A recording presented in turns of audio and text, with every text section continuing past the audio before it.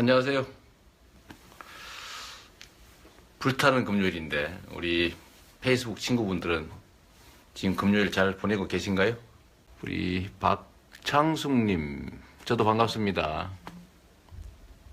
이 정성희님도 들어와 주셨고, 이선희님, 저도 흑입니다. 박서정님, 여기서 좀 봐야 되겠는데. 화면이 누웠어요? 그렇구나. 제가 이 화면을 좀 돌려야 되겠다. 아니, 저도 왜 누워 보이나 했더니 제가 누워 있는 건 아닙니다. 이렇게 한 다음에 잠깐만요. 이렇게 이렇게 해야 되나? 이러면 거꾸로 되나 이러면? 이렇게 해야 되겠다.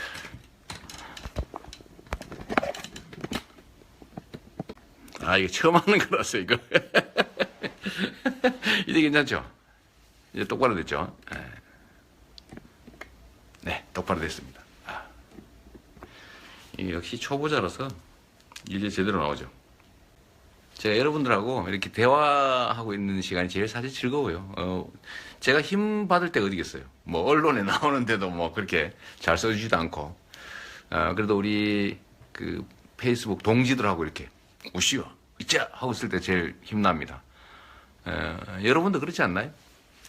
우리한테 힘 주는 사람들, 그런 사람들하고 같이 있으면 힘나잖아요. 자, 여러분 때문에 힘이 납니다. 제 표정 좋아지지 않나요? 처음보다? 이게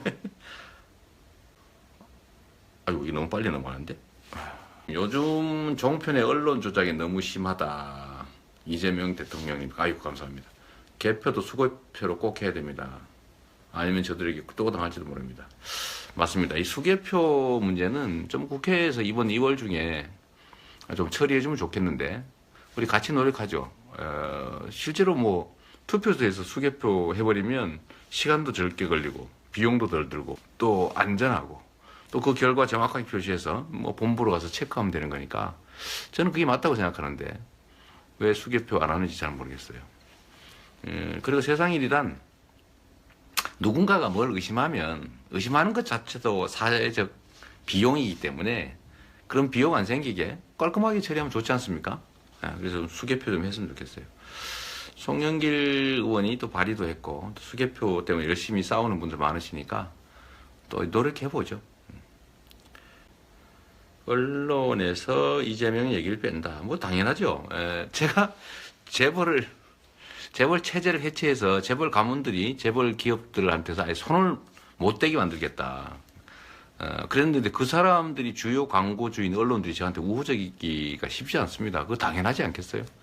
근데 우리가 언제 뭐 언론 때문에 여기까지 온 거 아니지 않습니까? 그러니까 우리는 결국 SNS로 네트워크로 열심히 또 서로 의지하고 힘써서 언론 한번 이겨보자고요. 우리가 언제 기득권자들한테 뭐 도움 받아가면서 뭘 했습니까? 저는 정치는 그렇다고 생각해요. 기득권자들한테 뭔가 도움을 받고 난 다음에 그 기득권자들의 기득권을 억제하는 게 쉽겠습니까? 불가능하죠. 지금까지 정치는 기득권자들에 대해서 그들의 도움을 받고 그들을 지원하는 이 암묵적 공생관계이기 때문에 그래서 사실은 권력을 갖고 난 다음에도 기득권자, 즉 강자들 편을 들고 다수의 약자들이 피해를 보는 거 방치해왔던 겁니다. 근데 이런 걸 우리는 반복할 수는 없잖아요. 최소한 저부터라도 우리 여기 지금 함께하는 우리 친구들부터라도 사실 정상적인 정치 권력을 만들어내고 그걸 통해서 소수의 기득권자들의 횡포를 억제시키고 그래서 진짜 다수의 약자들이 꿈과 희망을 갖고 기회도 누릴 수 있는 그런 사회 만들어야 되지 않습니까? 그래서 언론들이 우리 보도하지 않는 거 슬퍼하지 말자고요. 대신에 항의는 합시다. 언론들은 공정하게 보도할 의무가 있는 거니까, 그렇죠? 언론사들이 전화도 한번 해주세요. 왜 안 내주냐, 빼주냐, 왜 빼느냐. 근데 제가 제 입으로 말하기는 어려우니까 우리 친구들이 좀 해주십시오. 그리고 참 지금 말씀드리는 김에 그 부탁 하나 드릴게요. 좀 화나더라도 표현들은 좀 부드럽게 해주시면 좋을 것 같아요. 일부 감정을 좀 통제를 못해서 상대에 대해서 막 이렇게 험한 표현을 하는 경우가 있나 봐요. 근데 그거는 사실 옆에서 구경하는 사람들 입장에서 보면 보기가 안 좋습니다. 그냥 사실 강한 거는요, 제대로 지적은 하고, 대신에 지적하는 내용이 품위가 좀 있고, 또 객관적인 사실에 기초를 하면 설득력이 있는데, 똑같은 거라도 예를 들면 험한 표현을 한다든지, 또는 모욕적 표현을 쓴다든지, 또는 뭐 허위사실을 뭐 넣어서 이렇게 비방한다든지, 이러면 설득력이 떨어져요. 그럼 그걸 지켜보는 다른 사람들은 우리를 혐오하게 됩니다. 근데 그건 결국 도와주는 게 아니라 망치는 거거든요. 우리 조금만 신경 쓰자고 이 감정을 좀 잘 추스려야 돼요. 뭘 이렇게 반박하더라도 어떤 상대를 비판하더라도 정말로 객관적 사실에 의해서 애정 가지고 점잖게 부드럽게 지적하면 다른 사람들이 다 알아듣습니다. 그렇게 하는 게 진짜 우리를 도와주는 거죠. 우리한테 도움이 됩니다. 그렇게 해주실 거죠? 시장님 덕에 요즘 성남 시민인 게 자랑스럽습니다. 다른 시에 사는 친구들이 부러워해요. 사실 좀 그렇죠. 제가 기초단체장인데 소위 대한민국 대선 후보군에 이렇게 들어가게 된 거는 사실 성남시에서 실적 때문일 겁니다. 성남 시민들이 많이 선전해 주시고 정말 잘하고 있다 이렇게 하니까 그게 전국에 알려져서 대한민국 정치사에 없는 일이 지금 생기고 있는데 우리 홍보해 주시는 우리 친구들 정말 감사합니다. 잠깐만, 이게 누구야?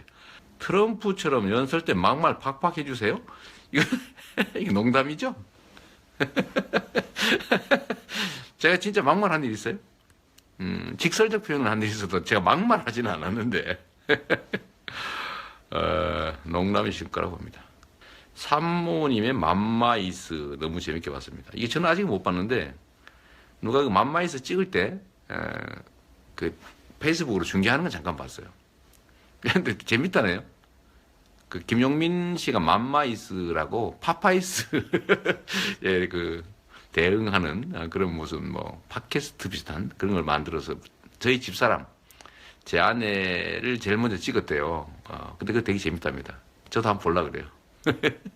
교육 정책 잘 보고 있습니다. 시장님 얘기처럼 재벌이 해체되기 전까지 교육은 변할 수 없습니다.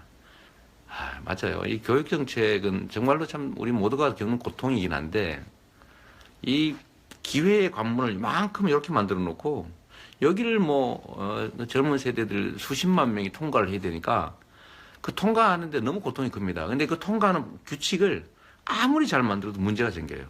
문제는 기회를 늘려줘야 되는 거죠. 그 기회는 사실은 산업, 경제, 고용 문제입니다.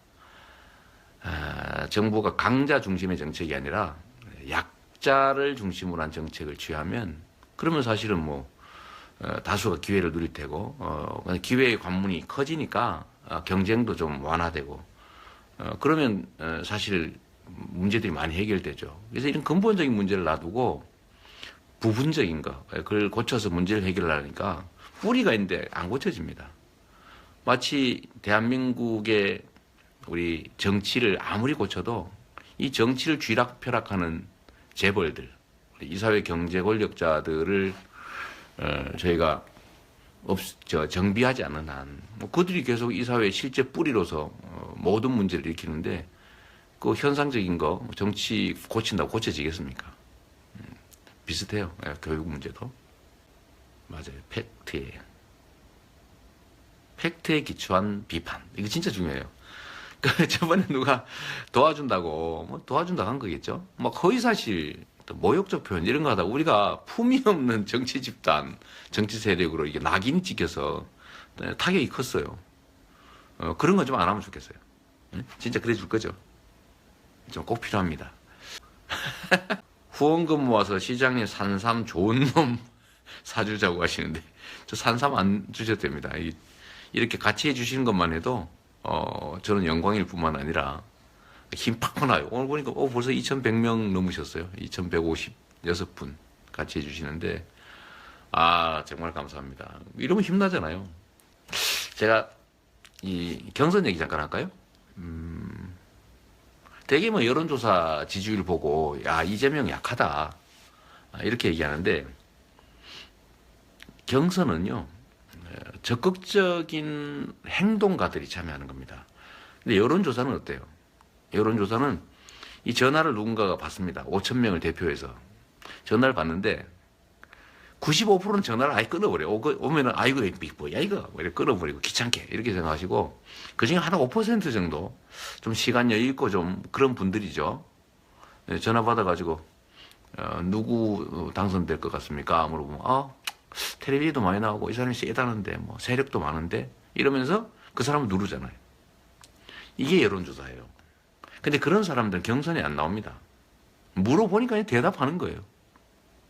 그런데 경선 있지 않습니까? 2012년에도 모바일 투표 다 했는데 그때 모바일 투표까지 포함해서 신청한 전국의 이 선거권자가 100만밖에 안 됐어요. 100만 조금 넘었습니다. 근데 실제 투표한 사람 또 몇 명이냐면 60만 조금 넘었어요. 그러니까 30만 좀 넘으니까 문재인 지금 현 후보께서 과반수가 넘어가지고 결선 투표도 없이 그냥 후보가 돼버렸습니다. 30만 정도만 찍으면 그 후보가 된다는 거잖아요. 인구 5,100만인데 그 중에 30만 또는 50만 뭐 많이 잡아서 100만 그럼 2% 아닙니까?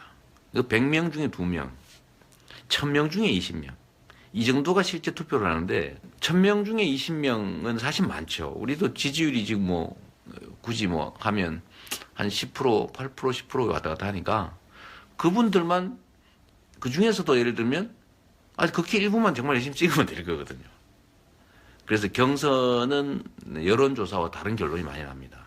그래서 대세는 없다 이런 얘기도 있고요. 그 제가 지어낸 얘기가 아니라 정치학 교과서에 유명한 얘기입니다. 대세는 깨지기 위해 있는 것이고 대세는 유지되지 않아요. 대세는 일정하지 않습니까? 근데 이게 추세로 뚫으면 뒤집어지는 거죠. 역전이 일어납니다. 그래서 대세론이라고 하는 게 잘 유지가 안 되고 특히 경선에서는 될 것 같은 사람을 찍는 게 아니라요. 꼭 돼야 될 사람이라고 하는 사람 찍죠. 여러분도 그러지 않나요? 꼭 돼야 할 사람 찍으러 가지 않습니까? 이런 사람 많은 쪽이 이기는 거예요. 인구의 2%도 안 되는 사람들이 참여해서. 그래서 우리도 그 여론조사에 너무 연연하지 말자고요. 3년 전부터 지켜봤는데 주위에도 항상 말했고 제 신념과 가장 적합했고 눈빛에 반했습니다. 제 눈 작은데 눈빛에 반했다는 처음 듣는 얘기입니다. 항상 앞으로도 응원할 거고 믿고 갈 겁니다. 가슴 벅찬 나의 아니 우리의 미래에 가장 필요하고 절대로 소중한 사람이라는 걸 느꼈습니다. 감사합니다. 열심히 할게요. 저는 지금까지 어떤 지위를 노리고 뭘 한 일은 없어요. 제 집사람이 요새 옛날 제 일기장, 그 공장 다닐 때 썼던 일기장, 그 일기장을 발견해가지고 그걸 읽고 있더라고요. 여기저기 출연 요청도 하고 오고 그러니까 읽고 있는데 그걸 보면서 집사람이 그 얘기를 해요. 자기가 시집 온 다음에 그 어려울 때나 또 지금이나 변한 게 하나도 없는 것 같은데 이 인간은 그 일기장을 봤더니 그 일기장에 나와 있는 그 꼬맹이의 모습이 지금 자기 남편 즉 저하고 너무 똑같더래요. 무슨 사람이 이렇게 안 변하고 똑같으냐? 뭐 이런 얘기를 하더라고요. 최근에 누가 그런 얘기합니다. 뭐 지지율도 정체중에 가니까 뭔가 변신을 해야 되는 거 아니냐. 세상 사람들이 이재명에 대해서 기대하는 게 이런 거 저런 거 있는데 거기에 맞춰서 좀 변신하는 게 어떠냐. 그래서 제가 이런 얘기 드리죠. 제 진심인데 저는 어떤 지위를 탐해서 뭘 해본 일이 없습니다. 제가 필요한 건 그야말로 그 지위가 가진 권한이죠. 제가 성남시장이 된 것도 시립의료원 만들다가 그 시립의료원을 성남시에서 막았기 때문에 뭐 이런저런 사건으로 제가 수배가 돼가지고 교회 지하실에 숨어 있다가 내가 직접 시립의료원 만들자 이렇게 마음먹어가지고 그때 시장 출마를 결심했거든요.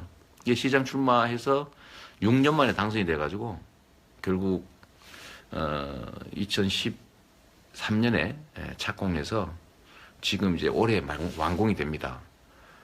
사실 저는 시립의료원, 즉 공공의료 확보 운동을 완료하기 위해서 시장이 된 사람이었거든요. 그래서 지금도 만약에 저한테 누가 야, 재벌하고 손잡으면 대통령 만들어줄게. 엄청난 돈도 주고 뭐 세력도 주고 막 보도도 사실 저 뭐 방송에 누구처럼 많이 나가면 제가 바로 1등 할 거거든요, 사실은. 좀 태도 바꾸고 이러면. 근데 제가 그래야 되겠습니까? 그래서 제가 그렇게 말씀드리는 거죠. 나를 내 마음에 없는 얘기를 해가면서 대통령 될 생각 없다.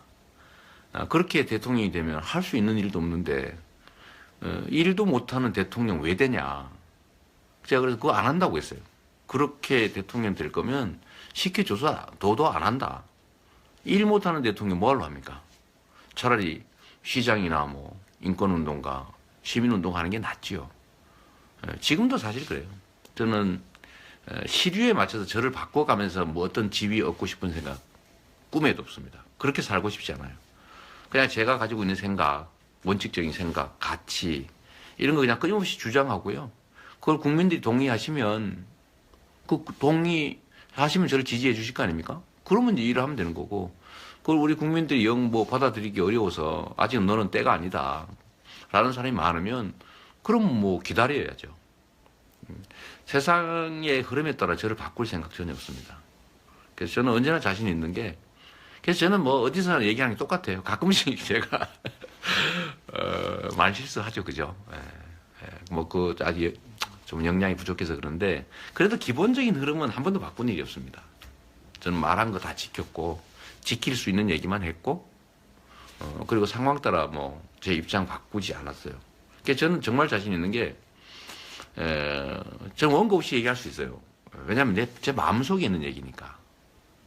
그리고 어느 상황에서 똑같은 질문을 받아도 걱정이 없어요. 왜냐하면 제가 남이 써준 얘기를 한 게 아니고 제 마음속에 있는 얘기를 했기 때문에 언제 얘기를 해도 내용이 똑같습니다. 그런 점들을 우리 페이스북 친구분들은 저를 인정해 주시는 거죠. 제가 그거 압니다. 그래서 바꿔가면서 소위 이제 부안해동 해가면서 제가 자리를 놀릴 생각은 없어요. 저보고 고집세다고 자꾸 누가 좀 그러지 말라고 그러긴 하던데 그래서 저는 뭐 꿋꿋이 가려고 그럽니다. 그런 점을 여러분도 인정해 주시는 거죠. 엄청나게 좀 글이 많이 들어와서요. 황소의 고집 좋아해요. 저 황소 고집이 진짜. 교육적으로도 좀 바꿔주세요. 너무 경쟁사회입니다. 그래요. 경쟁사회를, 경쟁이 치열한 걸 바꿔야죠, 사실. 제 어머니도 고양이 영양 챙기면 행활이. 우리 어머니가 청기면 출신이세요. 그 청기면에서 산을 넘으면 그게 예안면인데 그 산 넘는 첫 번째 영양군 청기면하고 안동군 예안면 요 경계 산꼭대기 거기가 저희 출생지예요. 요새도 하루에 버스가 한 번인가 두 번밖에 안 들어온대요. 제가 어릴 때 그 학교를 걸어 다녔는데요. 그 걸어가는 거리가 얼마냐면 한 6km 가까이 됐어요. 학교까지. 근데 초등학교 1학년 때면 이제 7살, 8살 요때 아닙니까? 근데 그 6km를 산길을 걸어가는데 요즘 저 찻길이 있는 게 아니고요. 진짜 산길이에요. 산으로 이렇게 오솔길이 있는 거 있죠, 산에. 그러니까 이렇게 아침에 걸어가면 나뭇잎들이 얼굴에 툭툭 걸립니다. 왜냐면 산길이니까. 근데 그 산길을 그 초등학교 1학년이 6km를 걸어서 간다고 생각해 보세요. 그런 산골에 살았어요. 그런데 제가 최근에 그 학적부라 그러나요? 생활기록부? 통신문? 그걸 읽어봤더니 1학년 때 이거 진짜 비밀인데 우리만 알고 다른 데 가르치지 마세요. 1학년 때 결석을 80일을 했더라고요. 지각 70일. 절반을 지각하거나 결석을 했더라고요. 그런 곳이었는데 우리 영양군 청기면이 고향인 분을 봐서 반가워서 쓸데없는 소리 하면 됐습니다. 재벌 해체, 적폐 청산, 친일 청산 어떤 방식으로 이루어져야 한다고 생각하는지. 재벌 얘기 잠깐 할까요? 이제 오해가 있는데 여러분이 좀 알려주세요. 우리나라의 재벌이 사실 기업이 문제가 아니라 그 기업을 지배하고 있는 재벌 족벌들이 문제입니다. 가문들이. 이 사람들이 주식 지분이라고 그러죠. 주식을 5%도 안 갖고 있어요. 그런데 막 100% 완전히 지배하는데 이거 도덕적으로 지배하는 게 아니고 불법 행위를 하는데 기업을 이용해요. 그러니까 예를 들면 자기들의 재산을 상속하는데 기업들을 이용하죠. 잠깐만요. 배터리를 좀 가지고 오겠습니다. 집사람이 절대로 이게 방을 공개하면 안 된다고 그랬는데 여기다 잠깐 놔두겠습니다.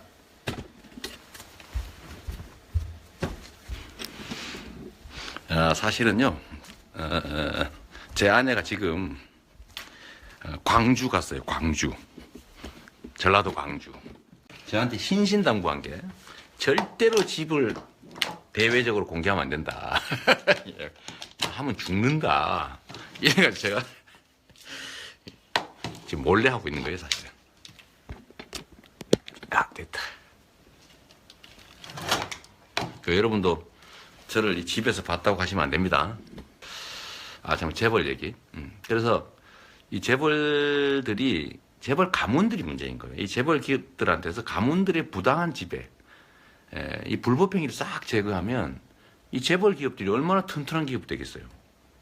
그래서 그 튼튼한 기업이 되게 만들어주고 그 기업들이 주주들을 위해서 또 사회적 책임을 다하면서 정상적인 기업 활동을 하도록 만들어주자라고 하는 게 제가 말하는 재벌 체제 해체입니다. 재벌에서 재벌 기업군에서 재벌 기업 집단에서 재벌들의 부당한 지배라고 하는 그런 요소를 암적 요소를 싹 제거하자는 거죠. 그럼 기업이 얼마나 튼튼해지겠습니까?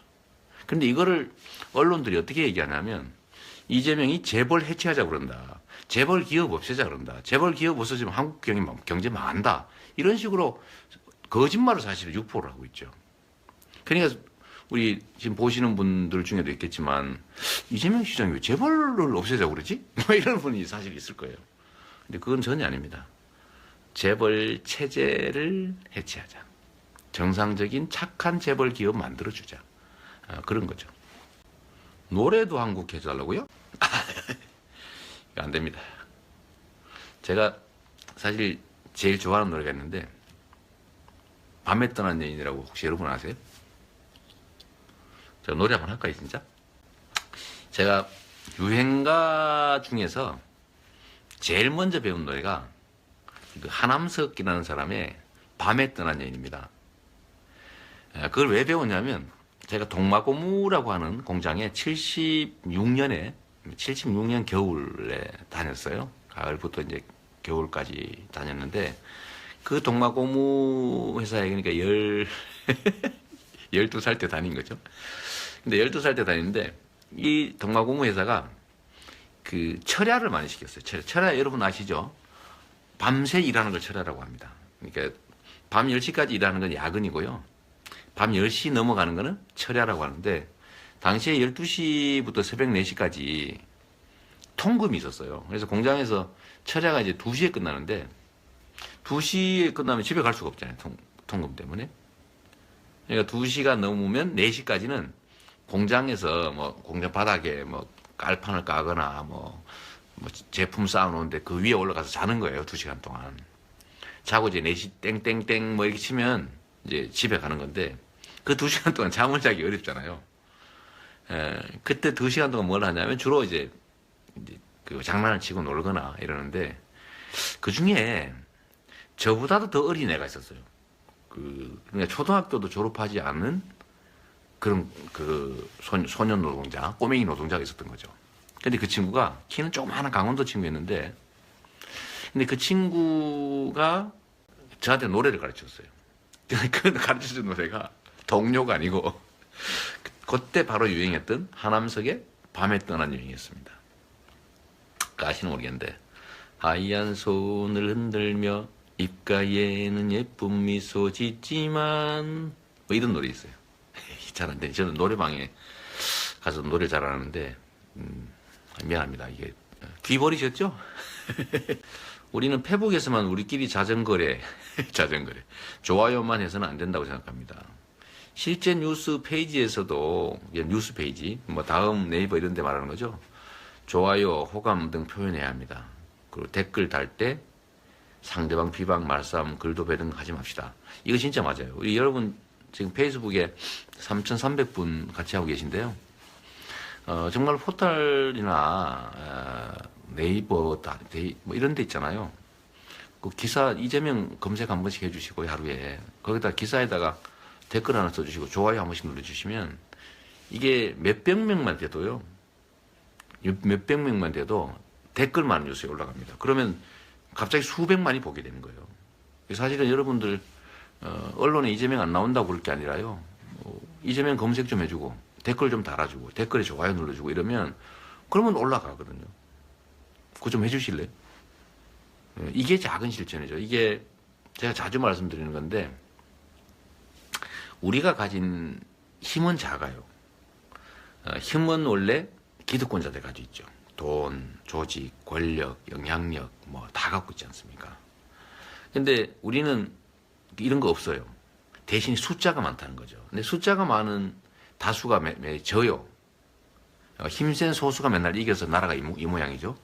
근데 왜 힘센 소수가 언제나 이길까요?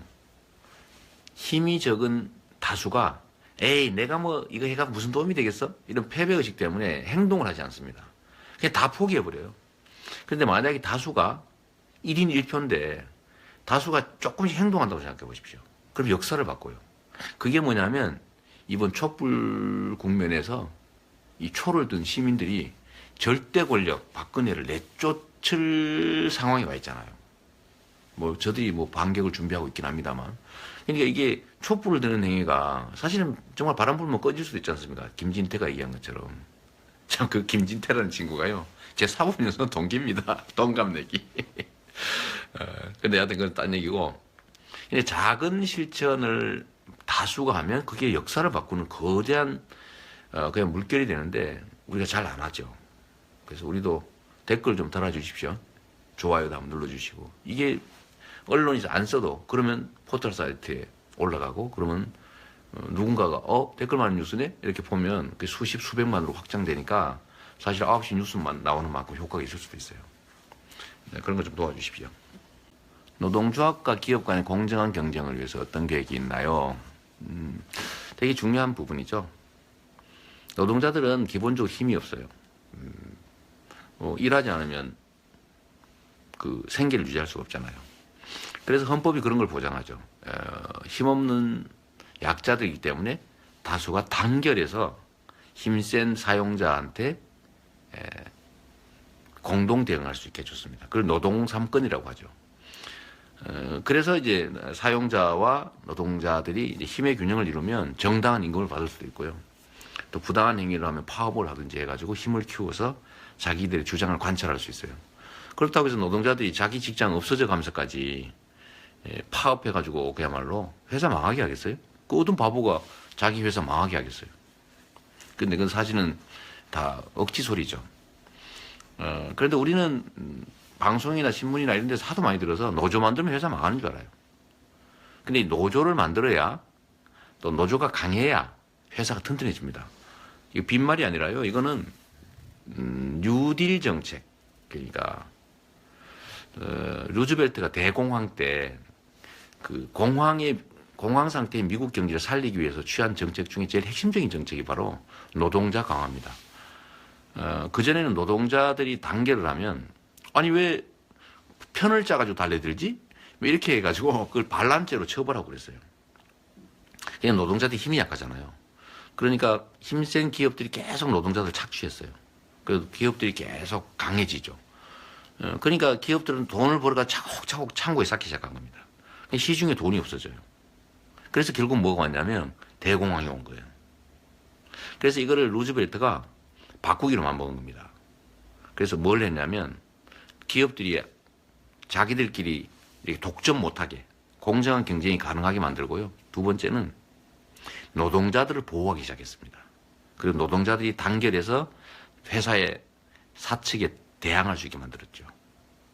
그리고 세 번째가 뭐냐면 이 대기업들 부당하게 과도한 소득을 쌓고 있는 데다가 세금을 많이 걷어가지고 복지 정책을 하기 시작한 거예요. 국민들의 주머니를 채워주기 시작한 거죠.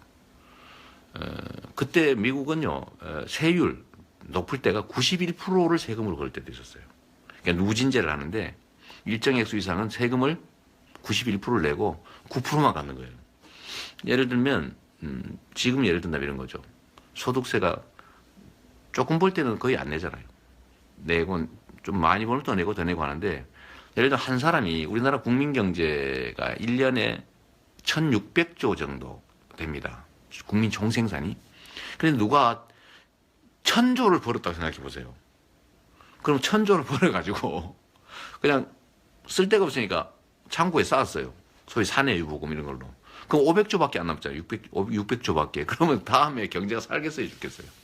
그러면 1000조 너무 많다. 그러니까 여기에 대해서 세금을 12% 이렇게 그러다 답이 안 나오니까 누진을 해가지고 500조 이상 번 거는 70% 세금을 내라 이렇게 한 거죠.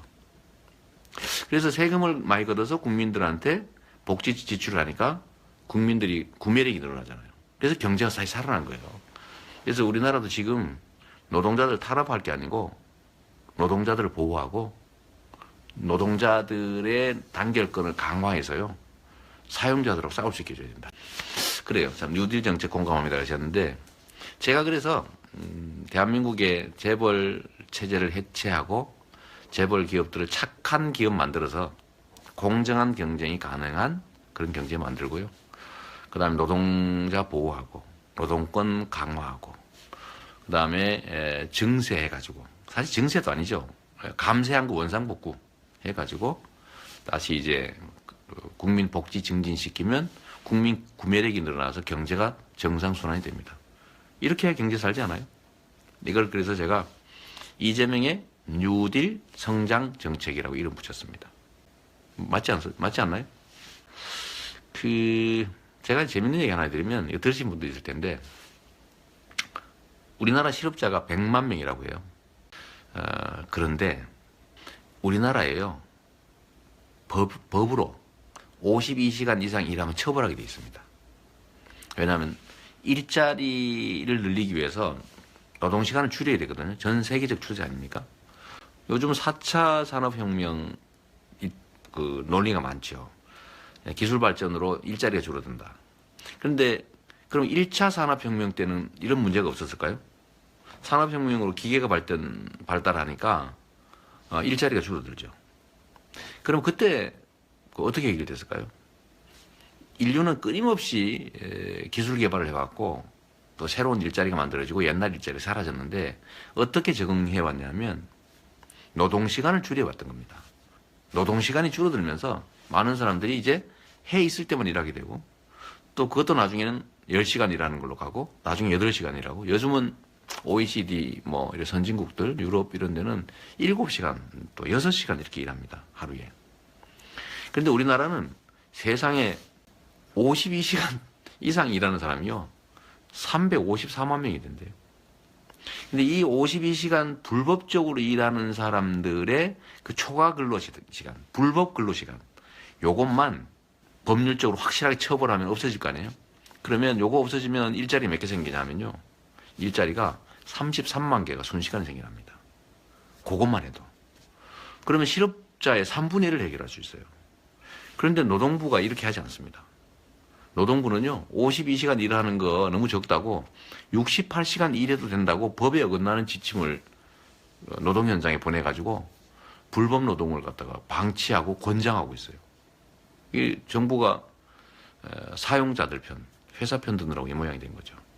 그래서 정부가 법대로만 하고 다수의 약자들을 보호하는 일만 제대로 해도 이렇게 많은 사람이 쉽게 잘 살 수 있는데 왜 우리는 그게 안 될까요? 이게 국가 권력을 담당한 권력자들이 강자들하고 인연이 너무 깊어서 강자들의 편을 들기 때문에 그렇습니다. 진짜 슬프죠. 그냥 정상적으로 권력 행사만 해도 얼마나 세상이 좋아지는데요. 제가 성남시장을 하면서 제가 잘한 건 특별히 없거든요. 그냥 나쁜 짓 안 하는 게 제일 중요해요. 권력을 가지고 그걸 개인적으로 뭐 다른 용도, 사익을 취하기 위해 쓰지 않는 거 중요해요. 두 번째 중요한 거는 공정하게 하는 겁니다. 왜냐하면 이 권력자들이 가진 권한과 예산이라고 하는 건 국민의 의지잖아요. 대신 맡긴 건데 이거를 자기 마음대로 막 자기 편이라고 막 주고 뭐 힘없고 약하다고 안 주고 힘센 데다가 주면서 거기다 이익 좀 나눠 갖고 이러면 되겠어요? 부정부패하지 않고 공정하게만 해도 엄청나게 잘합니다. 잘하는 겁니다. 그래서 제가 부정부패에 대해서 이렇게 치열하게 열심히 싸우죠. 대통령 돼도 SNS 아이디는 안 바꿀 거죠. 당연히 안 바꾸죠. 제가요, 여러분들 아시나 모르겠는데 제가 명함에 제 핸드폰 번호를 기록해서 다니면서 명함 주잖아요. 혹시 받으신 분 있을 텐데 저는 그 전화번호가요, 제가 옛날 변호사 할 때 쓰던 그 번호입니다. 처음부터 쓰던 그 번호. 국민은 개돼지가 맞습니다. 아닙니다. 가끔 그렇게 보여도 저는 국민들을 믿어요. 이번에 촛불 시위 나오신 우리 국민들 보셨잖아요. 대단한 사람들입니다. 전 세계 어디에도요, 이렇게 수십만, 수백만이 모여가지고 시위를 하는데 그릇 깨진 사람 하나도 없고요. 꼬집 핀 사람도 없고 청소 깨끗하게 하고 어디 유리창 하나 안 깨지고, 이거 전 세계 인류 역사에 없던 일입니다. 위대한 국민들 맞아요. 개돼지 아닙니다. 대한민국 40대 50대가 안고 있는 삼중고, 높은 양육 및 교육비, 빚내서 집을 마련한다. 가계대출에 고생하고. 맞습니다. 양육과 교육에 들어가는 비용을 줄여야 한다. 맞습니다. 제가 기본소득 지금 제안했다가 뭐 여기저기서 포퓰리즘이다 이렇게 비난받잖아요. 기본소득. 그런데 이 기본소득이 지금 말씀하신 양육, 보육 문제를 조금이라도 해결하는 거예요. 기본소득을 제가 지급할 대상이 어떤 사람이냐면 신생아, 아동, 그다음에 학생, 그다음에 대학생 같은 청년, 또 29세 끝날 때까지 30세 전에 청년들이거든요. 다 어렵잖아요. 근데 이들한테 1년에 100만 원씩 지급하면 그 사람들 보육비용 도움이 되겠죠. 또 65세 이상 돈 없어가지고 종이 주워서 팔다가 비관하고 죽는, 자살하는 사람이 얼마나 많은지 아십니까? 우리나라에 1년 자살자가요 17,000명 가까이 됩니다. 한 도시가 한 개의 웬만한 군이 사라지고 있어요. 매년 자살로. 슬픈 일이죠. 그렇게 어려운 우리 노인, 청소년들 저희 도와줘야 되고요. 장애인 너무 어렵잖아요. 그래서 장애인 전원. 그 다음에 농어민들 얼마나 어렵습니까? 그 농어민. 그래서 29세 이하의 청년 아동들, 65세 이상 노인, 그리고 장애인과 농어민. 여기 2,800만 명이더라고요. 여기다 연간 100만 원씩을 지급하되 이거를 그냥 안 주고 또 상품권으로 지역화폐로 지급하는 겁니다. 해당 지역에. 예를 들면 부산이 한 350만 된다는데 약 3조 원 정도가 부산 지역 경제에 풀리게 되죠. 3조 원이 매년 부산에 상품권이 교부가 돼가지고 그 동네에서 반드시 쓰여진다 이렇게 생각해 보십시오. 경제가 살겠죠. 이러면 경제도 살고 국민들 주머니도 두둑해지고 기업들도 뭐 물건 잘 팔아서 좋고 다 좋죠. 근데 이거를 예산으로 어떻게 확보하느냐 이렇게 물어요. 너무 쉽습니다. 이 마음 문제인데 1년에 국가 예산이 400조입니다. 400조. 올해. 이 400조 중에 7%밖에 안 돼요. 4728. 7%는요. 그냥 쉽게 만들 수 있습니다. 기존 예산 조정해가지고. 그 돈으로 우리 서민들 주머니도 채워주고 골목 경제도 살고 또 보육, 양육비 이런 거 부담도 줄여주고 얼마나 좋습니까? 이거 꼭 하고 싶은데 여러분도 받고 싶지 않으세요? 자, 친일정산 꼭 할 거죠? 꼭 해야죠. 최저임금 대폭 인상에 대한 입장을 표명하라. 저는 수없이 얘기했는데요. 최저임금 10,000원으로 올려야 된다고 생각합니다. 이미 발표했어요. 최저임금 10,000원은 제 공약이죠. 그리고 성남시에서는요. 이미 최저임금 10,000원을 위해서 작업을 계속하고 있습니다. 올해 성남시는 최저임금이 시간당 8,000원이에요. 올해부터. 예를 들면 시 산하기관, 시에 고용된 뭐 비정규직, 계약직 이런 사람들 시간당 10,000원씩 주고 있죠. 자, 8,000원씩. 그래서 내년에는 9,000원, 내후년 정도에는 만 원을 만들려고 합니다. 시에서부터 먼저 하면 다른 데 따라하겠죠. 저희가 할 테니까 많이 알려주세요. 그렇게 해야 됩니다. 핸폰 번호를 주세요. 그건 좀 곤란해요. 그런데 감당이 안 돼. 이해 좀 해주세요. 정책 하나 제안하신대요. 읽으시고 장애인 정책에 대해 한 말씀 부탁드립니다. 저는 청각 장애인은 아니지만 지체 장애인입니다. 저도 지체 장애인이에요. 그래서 마음 굴뚝 같으나 몸이 따라주지 않아서 거기서 오는 상실감에 대해서 비장애인들보다 잘 안다고 자부하는데 요새는 많은 TV 채널에서도 수화가 많이 보편화되긴 했지만 모든 채널은 아니기에 TV 채널의 전면 수화 통역사 의무화를 하는 겁니다. 그거 좋네요. 그렇게 해야 될 것 같습니다. 제가 참고해 놓겠습니다. 산업용 전기로 인상해야 한다.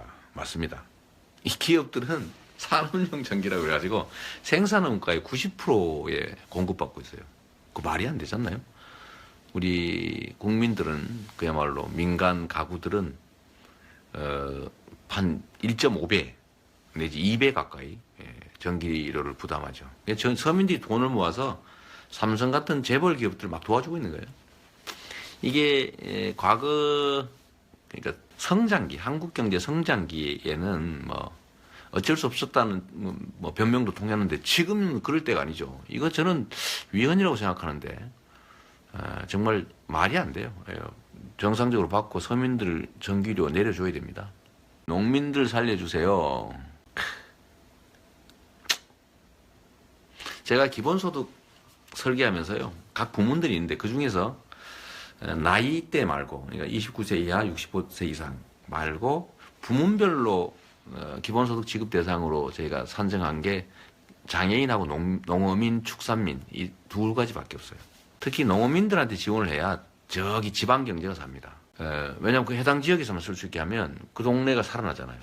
농민들은 사실 전략 산업입니다. 식량이 무기화될 텐데 나중에 우리가 농업 다 없애놓으면 큰일 나거든요. 그래서 보조를 해야 됩니다. 전 세계에서 농업은 다 지원해요. 전부 지원합니다. 일본만 해도요. 가구당 800만 원 가까이 지원합니다. 근데 우리나라는 얼마 지원하냐면 160만 원 지원하고 있어요. 스위스 얼마 하는지 아십니까? 1년에 2,500만 원 지원합니다. 농업을 살리기 위해서. 캐나다, 미국 이런 데는 보통 한 1,000 몇백만 원씩 지원하죠. 근데 우리나라는 160만 원 지원해요. 그러니까 농민들이 살 수가 없죠. 농민들 보고 죽으라는 얘기입니다. 그래서 시장 개방으로 재벌 대기업들은 덕을 받지만 우리 농민들은 손해를 봤으니까 농민들한테 특별히 지원할 필요가 있다고 해서 제가 농어민 기본소득을 도입했어요. 그래서 농가는 다 100만 원씩 지급하는 걸로. 구성원당 뭐 농민 가족이 5명이다. 그럼 500만 원 지급하는 거죠. 이렇게만 해도 아마 상당히 농가 소득에 도움이 될 겁니다. 성남 사는 고1 학생인데 성남이 확실히 다른 지역보단 잘 살기 좋게 만들어준 시장께 감사. 저도 감사합니다. 당내 경선의 부정선거 방지 대책은 모바일 문제는 저희가 같이 시스템 점검에 참여하기로 했어요. 당을 믿어야죠. 설마 믿읍시다. 다 우리의 식구들이고요. 결국은 우리가 또 함께 가야 될 동지들입니다. 우리가 지금은 경쟁하지만요. 결국은 하나의 팀으로 또 국민의 뜻을 대표해서 싸워서 이겨야 됩니다. 정권 교체해야죠. 근데 가능하면 저는 정권 교체를 하되 더 나은 정권 교체를 하자. 뭐 그런 입장이긴 해요. 이재명 힘내라고 있어요. 진짜 힘납니다. 박근혜 착해요? 안 착하죠. 대통령 안 되면 성남으로 이사 갑니다. 제가 이사 안 오게 해드릴게요. 재명이 오빠가 제일 멋지대요. 감사합니다. 이렇게 좋은 말 해주면 저도 확 넘어간다니까요. 여러분 상식적으로요. 범죄 행위를 해서 돈을 모았으면 그거 뺏어야 되는 거 아닙니까? 근데 우리나라는 범죄 행위를 해서 돈을 모아도요. 형사처벌만 하지 돈을 뺏질 않아요. 그래서 어떤 일이 벌어지냐면 죄를 지어서 돈을 버는 게 유리해요. 심지어 돈을 300억을 사기를 쳤다. 그러면 징역 한 3, 4년 살거든요. 그럼 3, 4년 동안 살다 나오면 3, 400 버는 거예요. 말이 안 되잖아요. 그래서 범죄 행위로 번 수익은 100% 환수시키자. 그리고 범죄 수익을 갖게 하는 건 상식이 어긋나는 거니까 과거의 범죄 행위로 인해서 수익한 것도 다 뺐자. 몰수하자 이 말입니다. 여러분 동의하세요? 당연히 동의하시겠죠. 네이버 다음에서 이재명 검색 많이 해주시고 기사에 좋아요 댓글 꼭 남겨주세요. 저도 부탁 좀 드릴게요. 이번 최순실 사건에는 청소년들이 중심에 있었습니다. 저희 청소년들은 이번 최순실 사태를 겪으면서 저희의 목소리를 낼 수 있는 방법은 투표밖에 없다는 것을 알게 되었습니다. 이재명 시장님, 저희 청소년들의 투표권을 보장해 주세요. 우리 청소년은 전혀 미숙하지 않습니다. 맞습니다. 아니 18세 되면요 알 거 다 알아요. 사실 판단력 더 높고 제가 촛불 집회 현장에 가보면 중학생 심지어 초등학생도 자기 의사 다 표현하고요. 충분히 다 세상 일 다 결정할 수 있습니다. 특히 투표권 안 주는 거는 원래 대한민국 국민은 나라의 주인이니까 모두가 투표해야 되거든요. 근데 어리다는 이유로 미숙하다는 이유로 판단이 좀 부족하다는 이유로 투표권을 임시로 뺏어 놓은 거예요. 그러니까 이 판단 능력이 있으면 돌려줘야죠. 그죠? 근데 안 돌려줘요. 이번 2월달 임시국회에서 저는 꼭 통과됐으면 좋겠습니다. 그게 상식이잖아요. 네. 여러분, 밤이 늦었는데요. 이제 그만할까요? 저는 여러분들 덕에 정말 이 자리에 와 있습니다. 우리 페이스북 친구분들, 뭐 다른 트위터, 뭐 카카오 스토리, 인스타그램, 유튜브, 이런 친구들이 없었으면 저는 이 자리에 없습니다. 언론이 저를 죽이려고 맨날 했고요.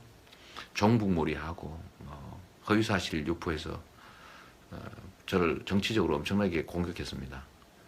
그런데 제가 왜 이 사람들의 표적이 됐나 하면 제가 그 부패한 또는 부정한 또 잘못된 걸 보고 눈 뜨고 못 넘어가는 성질이에요.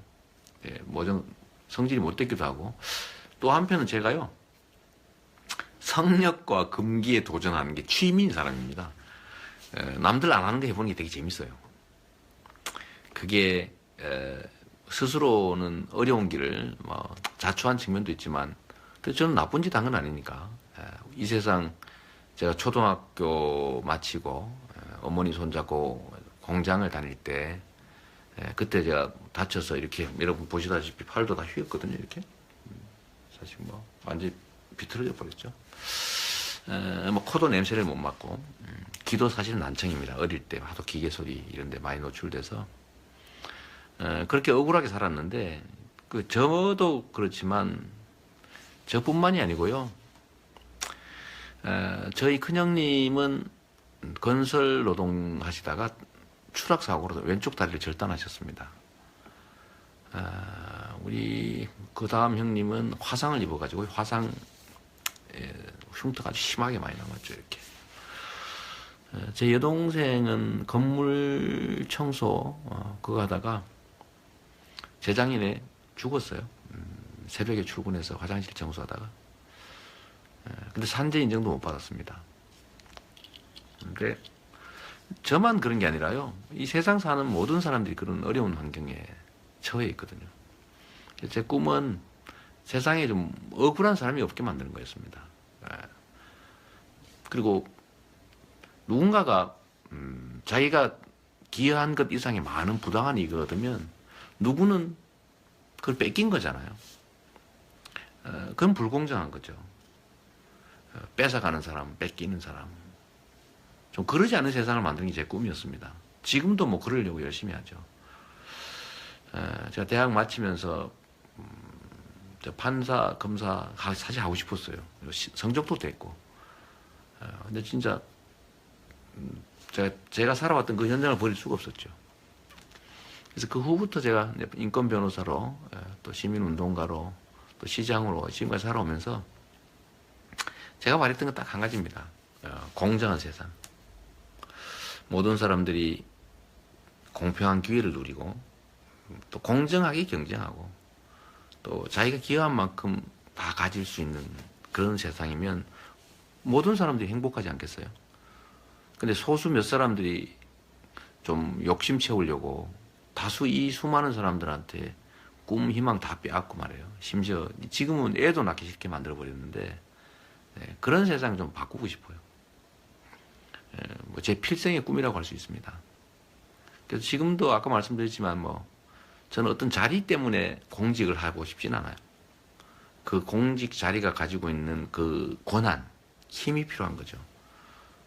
그래서 저는 타협해서 제가 지금 강성으로 불린다지 않습니까? 강성의 뭐 좌파 또는 진보 이렇게 분류돼서 아 이거 좀 중도 또는 보수 표들라면 좀 정책도 좀 바꾸고 강경 주장, 원칙적 주장 좀 덜 하면 안 되겠냐 이렇게 말해요.